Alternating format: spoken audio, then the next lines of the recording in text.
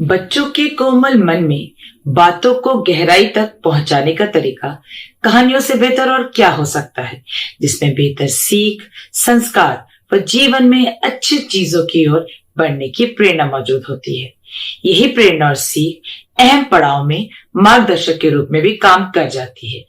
इन कहानियों के माध्यम से बच्चों को खुशी देने और मन बहलाने के साथ ही उनके अंदर नैतिकता व सदाचार के भाव को पहुंचा सकते हैं।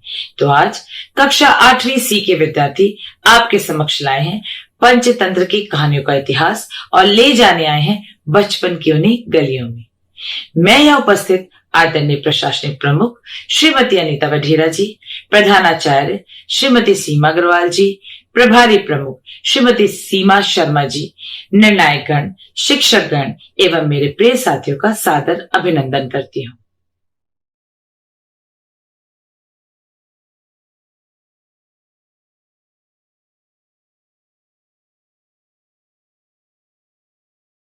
Dear parents and my dear students, a very good morning to all of you.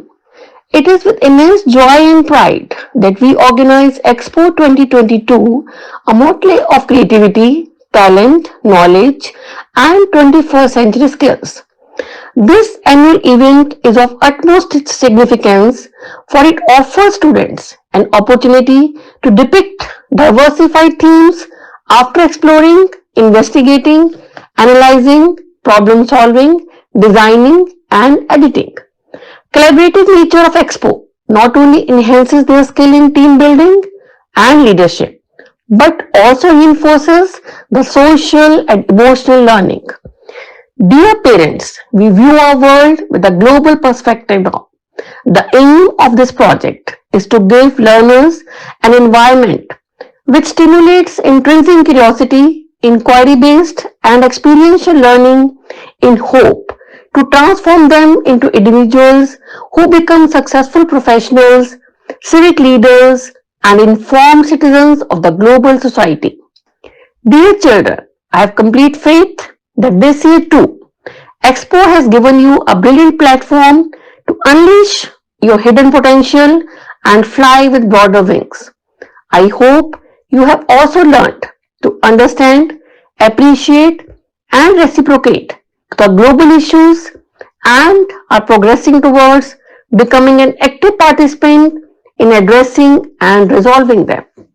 Here I would like to share a poem. Not everyone gets it.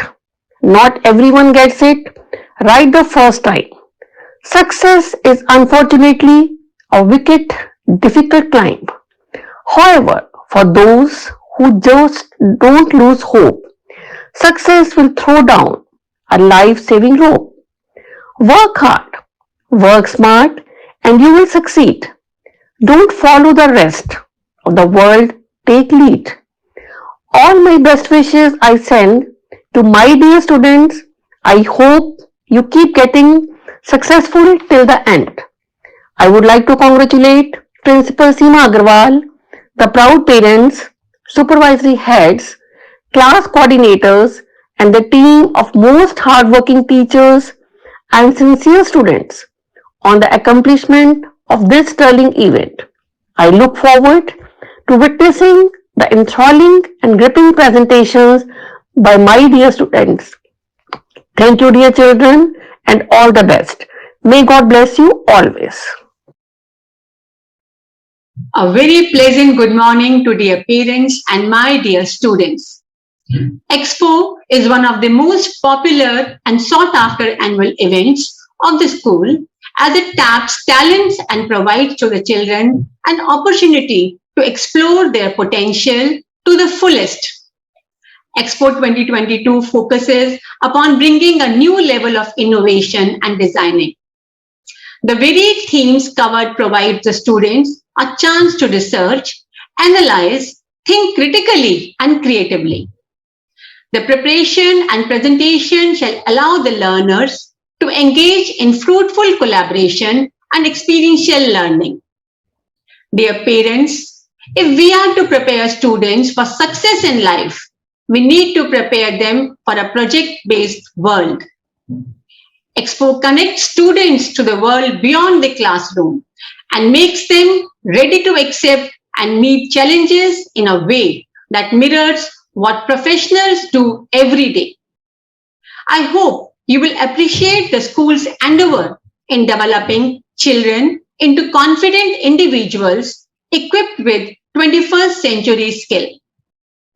Dear students, I am sure that like every year, this year too, you have participated with utmost zeal and enthusiasm. I am certain that you have put your best foot forward to showcase your themes and in the process enhance your creativity, interpersonal skills and IT skills and boosted your confidence. As someone rightly said, and I quote, I am not afraid of storms, for I am learning how to sail my ship. I would like to extend my sincere gratitude to you, dear parents, for your motivation through your constant support and cooperation. I would like to congratulate the supervisory in charges, teacher coordinators, and the entire team of diligent and devoted teachers for their tireless efforts to put up a grand event. I am eagerly waiting to witness some marvelous and inspiring presentations by my wonderful children. Thank you. नैतिक कक्षा 8वीं की ओर से यहाँ उपस्थित आदरणीय प्रशासनिक प्रमुख जी, प्रधानाचार्य जी, निर्णायक मंडल एवं समस्त आदरणीय अतिथि और अभिभावकों का सादर अभिनंदन एवं स्वागत करता हूँ कि आप सभी इस आयोजन को सफल बनाने में मेरा संपूर्ण सहयोग करेंगे और इस क्षण को स्मरणीय बनाने में मेरा संपूर्ण योगदान देंगे। मैं आपका निमंत्रण स्वीकार कर यहाँ उपस्थित होने का आभार प्रकट करता हूँ। तो आइए सब कुछ भूलकर इस आयोजन का आनंद उठाते हैं। यादों का है विशाल आकार, संजो रखा है एक परिवार, एक माला के मोती हैं सब, शिक्षा के मंदिर की ज्योति हैं सब। नहीं है यह केवल विद्यालय का प्रांगण, यह तो है स्नेह भक्ति से सजा श्री के घर का आंगन। आज की हमारी नाट्य प्रस्तुति पंचतंत्र की कथा पर आधारित है। तो आइए सब कुछ भूलकर बचपन की यादों को साकार करें। मनवे वात्स्पत्य शुक्राया पराशराया ससुताया चाणक्या च विदुषे नमोस्तु न्यायशास्त्र कृतव्य। अर्थात मनु, बृहस्पति, शुक्र, व्यास सहित पराशर मुनि, विद्वान, चाणक्य आदि नीति शास्त्र को बनाने वाले आचार्यों को नमस्कार है।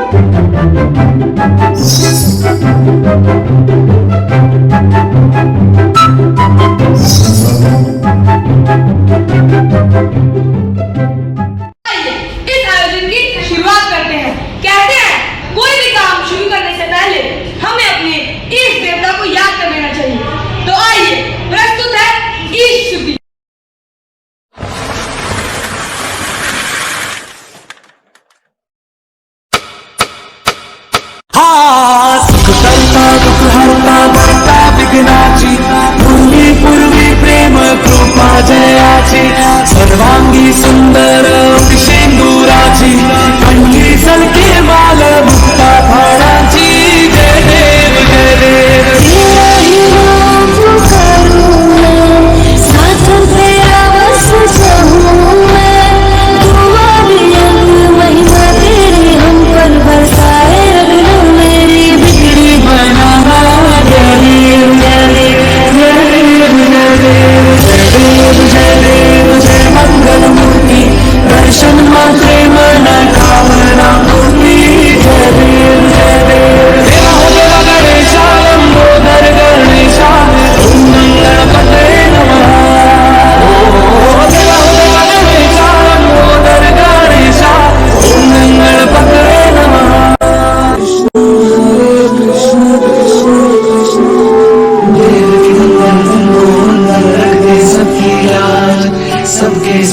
अंतर्यामी पूरन कीजे काज।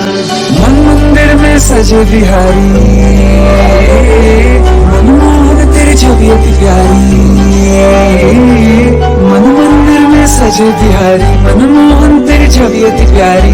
बंसी बजैया रास रचैया, तारनहार मेरे तुम ही केवैया।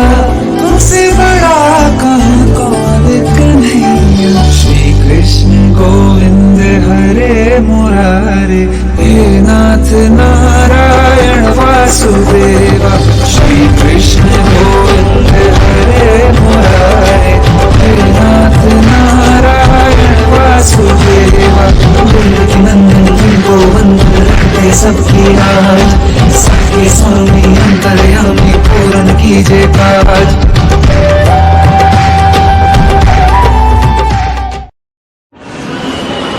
संस्कृत नीति कथाओं में पंचतंत्र का पहला स्थान माना जाता है।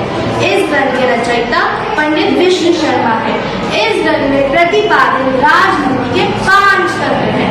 इसी कारण से इसे पंचतंत्र नाम प्राप्त हुआ। पंचतंत्र की कहानियां बहुत जीवंत है। इनमें लोक व्यवहार को बहुत ही सरल तरीके से समझाया गया है। बहुत से लोग इस पुस्तक को नेतृत्व क्षमता विकसित करने का एक सशक्त माध्यम मानते हैं। इस पुस्तक की महत्ता इसी से प्रतिपादित होती है कि इसका अनुवाद विश्व की लगभग हर भाषा में हो चुका है। यह भारत का सर्वाधिक बार अनुदित साहित्यिक रचना है। किंतु हमारे पूर्वजों ने यह बेशकीमती खजाना हमारे भोग के लिए छोड़ा था। वह आज के इस आधुनिक युग में हम उस तक पहुंचने का मार्ग भूल चुके हैं। उन्हें फिर से समय की धूप दिखाने का समय आ गया है।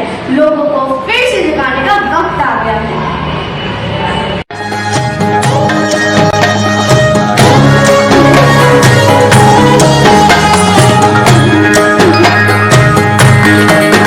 सुनो सुनो सुनो सुनो सुनो सुनो सुनो सुनो मेरी आवाज।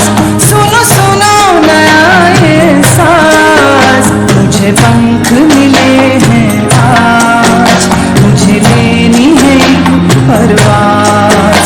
मुझे पंख मिले हैं आज, मुझे लेनी है एक परवाज।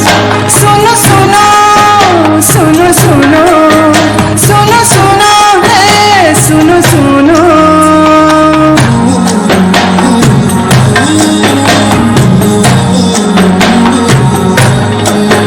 मुझसे चले ये जहां, मुझसे है तेरी ये शान। मुझसे चले ये जहां, मुझसे है तेरी ये शान। मुझसे मिले हैं बाकी, मैं ही हूँ तेरी शक्ति। मुझसे मिले हैं बाकी, मैं ही हूँ तेरी शक्ति।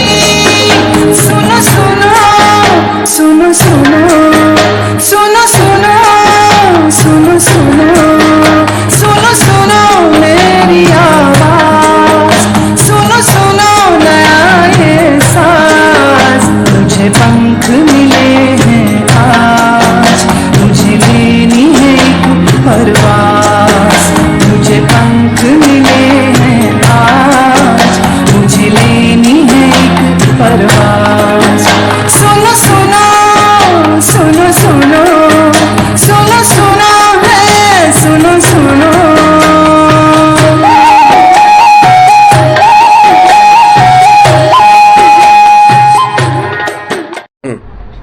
आप सोच रहे होंगे पंचतंत्र है क्यों, तर्क या विज्ञान क्यों नहीं, इतिहास या भूगोल क्यों नहीं। ये बात सोचने की है कि मनुष्य के जीवन में कहानियों का इतना महत्व क्यों है। सच बात तो यह है कि समझ की पहली खिड़की खोलते ही कानों का हवा चलने लगती। नानी दादियाँ कहानी लेकर बैठ जाती है और कहानियाँ भी कैसी, कहीं लाल परी, कहीं एक ऋषि जो चुईया को एक सुंदर कन्या में बदल देते हैं। हर कहानी जिज्ञासा की आग को हवा देती है और हम लोग पंचतंत्र के राजकुमारों के साथ जीवन के रहस्य को समझते बूझते एक नई यात्रा पर निकल पड़ते हैं। कहा जाता है पंचतंत्र की अन्य कहानियों की बड़ी बुढ़िया है। इनकी उंगली पकड़कर दुनिया भर की कहानियों ने चलना सीखा है। ये हमारी विरासत का वो हिस्सा है जिस पर हमें गर्व होना चाहिए। पंचतंत्र मात्र कथा संग्रह नहीं, ये धरती पर कथा रूपी कॉमिक्स और साहित्य भी है। इन कहानियों में आचार्य विष्णु शर्मा ने पाठकों को चमत्कृत, आश्चर्यचकित, उत्साहित, प्रोत्साहित करने के लिए प्रथम बार बेजुबान पशु पक्षियों को मनुष्य के समान अभिनय करते हुए दर्शाया है और आज पूरी दुनिया के बालकों का आकर्षण का केंद्र है। कहा जाता है ये धरती पर पहली कॉमिक है जिसके अवतरण हम विदेशी कार्टून नेटवर्क के माध्यम से देखते हैं, जिससे मोगली को कौन नहीं जानता, बालू की गीत बगीरा की सीख किस बच्चे की जुबान पर नहीं है। ईसा से लगभग 200-300 वर्ष पूर्व पंडित विष्णु शर्मा ने इन कहानियों की रचना की थी। इन कहानियों के जरिए उन्होंने राजा के 3 कुशल पुत्रों को सही राह दिखाई। यदि वास्तव में पंचतंत्र को जानना है तो उसकी जानकारी छोड़कर उसकी कथाओं से प्रवेश करें। हाँ, वो देखिए सिंहासन पर राजा अमर शक्ति चेतक बैठे हैं। उन्हें क्या चिंता है? चिंता है उनके 3 अकुशल अयोग्य पुत्र।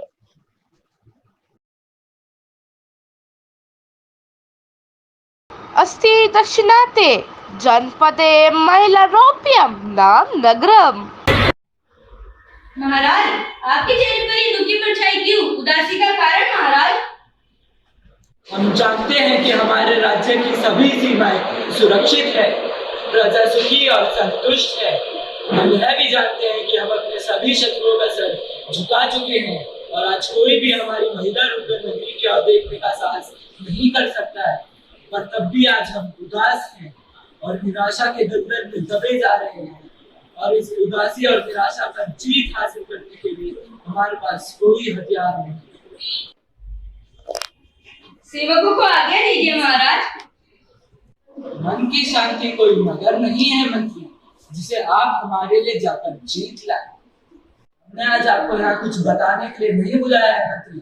हमने आज आपको यहाँ इसीलिए बुलाया है ताकि हम आपसे पूछ सके कि हमारे बाद इस राज्य का क्या होगा, इस सिंहासन पर कौन विराजमान होगा। क्या हमारे 3 मूर्ख पुत्रों में से कोई देव इस सिंहासन पर बैठने योग्य है? क्षमा कीजिए महाराज, राजकुमार मूर्ख नहीं चंचल है। उनकी चंचलता का कारण उनकी बाल्यावस्था की हो सकती है। किंतु क्या हम उन 3 मूर्ख राजकुमारों को इस महान साम्राज्य के विनाश का कारण बना सकते हैं? आप निराश न हो महाराज। आज भी महिला रूपी नगरी में ऐसे आचार्य हैं जिनको राजकुमारों की शिक्षा का दायित्व सौंपा जा सकता है। इसलिए मैं आचार्य विष्णु शर्मा का नाम सुझाता हूँ। महाराज, आप राजकुमार को उनके सपुत्र कर दीजिए। महामंत्री, आचार्य विष्णु शर्मा जी को बुलाने का प्रबंध किया जाए। जो आज्ञा महाराज। विराजी आचार्य, विराजी आचार्य, हमने बड़े संकट में आपको यहाँ आने का कष्ट दिया है। अच्छे राजा का संकट प्रजा का संकट होता है महाराज, कहिए। यदि आप 3 राजकुमारों को अपनी मूर्खता से लड़ने योग्य बना दे तो हम आपको 100 गांवों की जागीर देने का वादा करते हैं। तब तो आपने किसी व्यापारी को बुलाया होता महाराज, आचार्य को नहीं। शिक्षा दान की जाती है, बेची नहीं जाती। क्षमा कीजिए आचार्य, क्षमा कीजिए, लेकिन जब ढूंढने वाला सहायता के लिए पुकारता है तो शब्दों की बारीकियों पर ध्यान नहीं देता। अगर ऐसी बात है महाराज तो मैं आज आपको प्रतिज्ञा करता हूँ कि मैं 3 राजकुमारों को नीति निपुण बना दूंगा। अगर मैं ऐसा नहीं कर पाया तो मुझे मोक्ष न मिले। आप 3 राजकुमार को बुलाए महाराज। जो आज्ञा आचार्य जी। पिताश्री। प्रिय पुत्रों, हमने यह सोचा है कि तुम अपनी शिक्षा के लिए आचार्य विष्णु शर्मा जी के साथ उनके आश्रम जाओ। जो आज्ञा पिताश्री। आचार्य विष्णु शर्मा राजा के 3 पुत्र को लेकर आश्रम की ओर चल पड़े।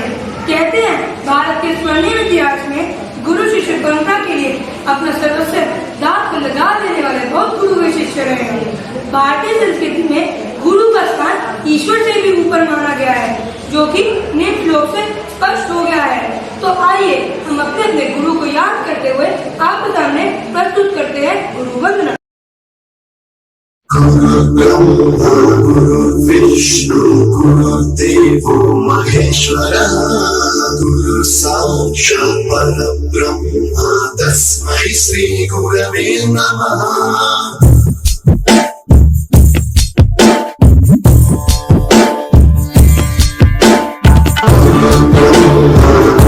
विष्णु गुरुदेवो महेश्वरः गुरु साक्षात् परब्रह्म तस्मै श्री गुरवे नमः।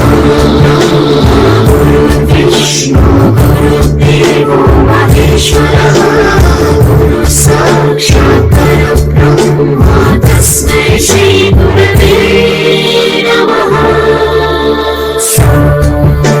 सप्तस्वरामृतज्ञानप्रदाय गुरवे नमः।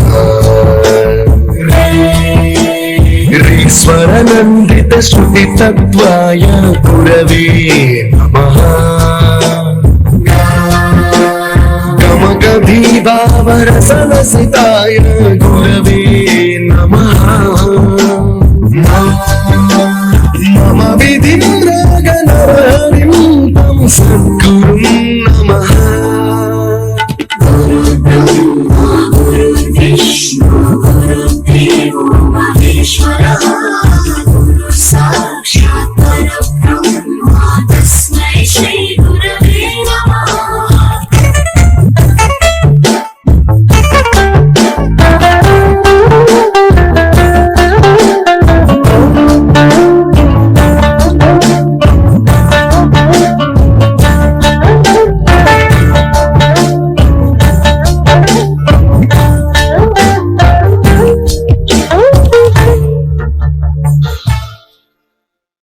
आचार्य विष्णु शर्मा जी जानते थे कि वो राजपुत्रों को पुराने तरीके से कभी नहीं पढ़ा सकते।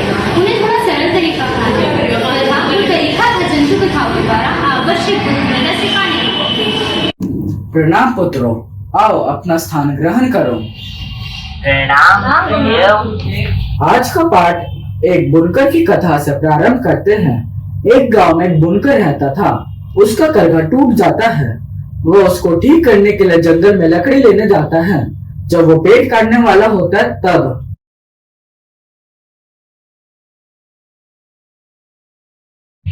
रुको मनुष्य रुको, अगर तुमने वृक्ष नहीं काटा तो मैं तुम्हारा आभारी रहूंगा। लेकिन वो क्यों? क्योंकि मैं इसी वृक्ष में निवास करता हूं। तो मुझे अपने टुकड़ों में कटने के लिए यही लकड़ी चाहिए। अभी देखिए वृक्ष काट। रुको मनुष्य, अगर तुमने वृक्ष नहीं काटा तो मैं तुम्हें एक वरदान दूंगा जिससे तुम्हारी समस्याओं का भी अंत हो जाएगा और मेरा दुख भी नहीं जुड़ेगा। वरदान दूंगी तो मुझे 2 सर और 2 हाथ दीजिए जिससे मैं ज्यादा काम कर सकूं और ज्यादा खा सकूं। तथास्तु, मैं तुम्हें वर प्रदान करता हूं। अच्छा, इस तरह भीमवर ने मूर्खता से ऐसा वर मांग लिया जिससे उसका जीवन संकट में हो गया। लोग इसी व्यक्ति को देखकर डर गए और लालची और मूर्ख भूलकर मृत्यु को प्राप्त हो गए। अब पुत्रों, तुम यह बताओ इस कथा का क्या निष्कर्ष निकला, प्रतिफल क्या निकला? उग्र शक्ति पुत्र, तुम यह बताओ, अगर तुम उस बुनकर की जगह होते तो क्या करते? मैं बहुत सारा धन मांगता। अगर मैं बुनकर के स्थान पर होता तो अपनी पत्नी की सलाह मानकर बहुत सारा खाना मांगता। मैं किसी से कुछ नहीं मांगता कि मैं राजकुमार हूँ और आगे चलते राजा बनने वाला हूँ। किसी से मांगना मेरे लिए उचित नहीं है। अर्थात तुमने इस कहानी से कुछ प्राप्त नहीं किया। पुत्रों, बुनकर मूर्ख था। उसने अपने दोस्त से परामर्श मांगा पर माना नहीं। उसने अपनी पत्नी से परामर्श मांगा और देव से 2 हाथ और 2 सर मांग लिए। पुत्रों, परामर्श उसी से मांगना चाहिए जिस पर तुम्हें विश्वास हो, और दूसरी बात, तुम्हें वही मांगना चाहिए जिसके तुम योग्य हो। उस बुनकर ने कुछ ऐसा मांग लिया जिसने इंसानों की सीमा को लांघकर उसे राक्षस बना दिया और इसी लालच से उसकी मृत्यु हुई। आचार्य, हम अच्छी तरह समझ गए हैं कि लालच करना अपराध है। गुरुदेव, और हमें वही मानना चाहिए जिससे हम योग्य हो। इस तरह पंडित विष्णु शर्मा ने इन तीनों अवृष्ण राजकुमारों को विभिन्न प्रकार के नीति शास्त्र से संबंधित कथाएं सुनाई। उन्होंने इन कथाओं में पात्रों के रूप में पशु पक्षियों का वर्णन किया और अपने विचारों को उनके मुख से व्यक्त किया। पशु पक्षियों को भी आधार बनाकर उन्होंने उचित अनुचित आदत ज्ञान राजकुमारों को दिया। कहते हैं राजनीति जीवन कौशल, चरित्र शिक्षा, व्यवहार कुशलता और संबंधों की बारीकियों को मनोरंजक तरीके से सिखाने वाला कोई तंत्र है तो वह पंचतंत्र है। भारत में संस्कृत साहित्य पंचतंत्र 5 भागों में बटा हुआ है। हर भाग का अपना एक थीम है। गद्य और पद्य में कही गई इन 84 कहानियों में पशु पक्षी, सांप और मछलियों में मानव प्रकृति के सभी पहलू नजर आते हैं। पंचतंत्र की बाहरी संरचना भी बहुत रोचक है, जिसमें एक कहानी के अंदर दूसरी और कभी दूसरी कहानी के अंदर तीसरी कहानी भी आ जाती है। पंचतंत्र का मतलब है 5 तंत्र या विद्याएं। इसके 5 भाग हैं। पहला मित्रभेद, दूसरा मित्रलाभ, तीसरा काकोलुकियम, चौथा लब्ध प्रणाशम और 5वां अपरीक्षित कारकम। भाग 1 मित्रभेद में उन कहानियों को संग्रहित किया है जिसमें मित्रता और उनके बीच के मतभेद को दर्शाया है। ये सबसे बड़ा भाग है जिसमें 30 कहानियां हैं। भाग 2 मित्रलाभ, इसमें दोस्तों को जीतने की 10 कहानियां हैं, जिनमें से एक लोकप्रिय कहानी है उन कबूतरों की जो एकजुट होकर कमाल करते हैं। पंचतंत्र का तीसरा भाग है काकोलुकियम, मतलब ये कहानी है उल्लू की तरह तेज दिमाग और युद्ध में समझदारी की। इसमें 18 छोटी छोटी कहानियां हैं। पंचतंत्र के चौथा भाग है लब्ध प्रणाशम, यानी जो पाया उसे खो देना। इसमें 13 कहानियां हैं, जिसमें से एक प्रसिद्ध कहानी है मगरमच्छ और बंदर की दोस्ती की। पंचतंत्र के 4 तंत्र ने हमें यह सिखाया कि क्या करना चाहिए, लेकिन अगला और पंचतंत्र का आखिरी तंत्र हमें बताता है कि क्या नहीं करना चाहिए। 5वां तंत्र है अपरिष्कृत कारकम, यानी बिना सोचे समझे किए हुए काम। इसमें 12 कहानियां हैं। इसमें एक प्रसिद्ध कहानी है ब्राह्मणी और नेवले की। पंचतंत्र की सभी कहानियों को जोड़ती हुई थीम है कर्म और कर्मों के फलों की। इन सब में कारण और प्रभाव के सिद्धांत हैं जो सर्वभौमिक लागू होते हैं। इसलिए पंचतंत्र की कहानियां न सिर्फ भारत में बल्कि देशों में भी तराशी हुई हैं। पंचतंत्र की कहानियों के लगभग 200 अलग अलग रूप हैं। 2300 साल पहले संस्कृत में लिखी ये कहानियां आज 50 भाषाओं में अनुदित होकर 150 देशों में पहुंच चुकी है। इन्हीं जानवरों को मानव गुण देने की तकनीक 20वीं सदी के एनिमेटेड फिल्म में आज भी आकर्षित करती है। इस तंत्र के जो अवतार की कथा है वह बहुत ही रोचक है और इसकी उत्पत्ति की कथा भी बहुत रोचक है। ये कथाएं वास्तव में राजा के मूर्ख और असभ्य पुत्रों को सीमित समय में असीमित ज्ञान देने के लिए रची गई थी, किंतु महाकवि विष्णु शर्मा को भी ये ज्ञान नहीं था। उनकी कथाएं 5 तंत्रों का रूप लेकर पूरी धरती का भ्रमण करेंगी। अन्य देशों ने भी इसका आधिपत्य प्रमाणित करने की कोशिश की, लेकिन सांच को आप नीतियों का जन्मदाता तो भारतवर्ष का पूरी धरती का भ्रमण कर पंचतंत्र भारतवर्ष में प्रस्थापित हो गई। बात पुरानी है बहुत, सुन लो लेकर ध्यान। बुद्धि ज्ञान का कोश था भारत का मन, दर विदेशी ले गए दिए गए निर्देश, पंचतंत्र अब आ गया लौट के अपने देश। कहते हैं कि पंचतंत्र की शताब्दियों पुरानी ये कहानियां जो संस्कृत में लिखी गई हैं, आज के विश्व की अमर ख्याति हैं। इतिहासकारों पंडितों ने इस पर कई सारे रिसर्च पेपर लिखे और इसके ज्ञान को विद्यालयों में नैतिक शिक्षा देने के लिए भी पढ़ाया जाता है। पंचतंत्र के मूल्य हर व्यक्ति के लिए आज भी उतने ही प्रासंगिक है जितने हजारों साल पहले थे, और अगर इसके ज्ञान को आज की पीढ़ी समझ ले तो वे अच्छे इंसान बनकर कल की बेहतर दुनिया बना सकते हैं, भविष्य उज्जवल बना सकते हैं। धन्यवाद।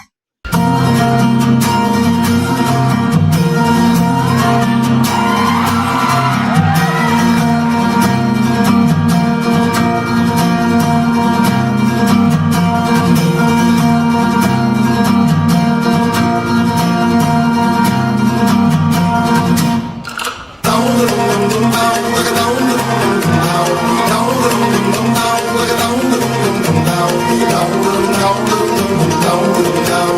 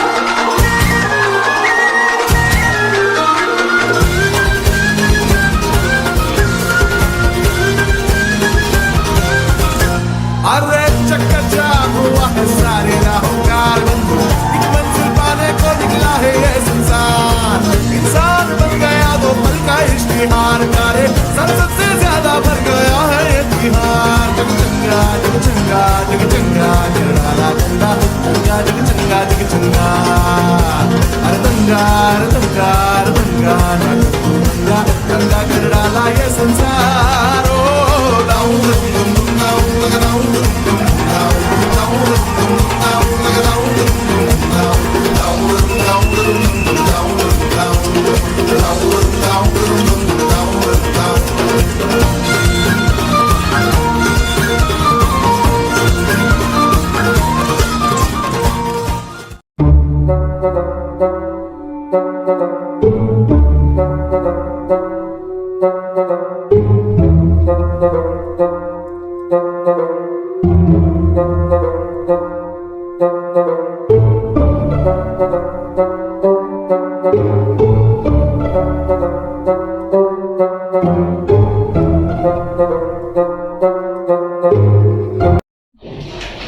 अब मैं कक्षा 8 की ओर से आदरणीय प्रशासनिक प्रमुख जी, प्रधानाचार्य जी, प्रभारी प्रमुख जी का हृदय से धन्यवाद करना चाहूंगा कि उन्होंने हमें ये मंच प्रदान किया, जिससे हमें हमारी प्रतिभाओं को दिखाने का अवसर मिला।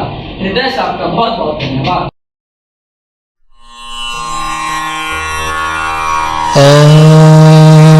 द्यौ शान्ति अन्तरिक्षं शान्तिः पृथिवी शान्तिरापः शान्तिरोषधयः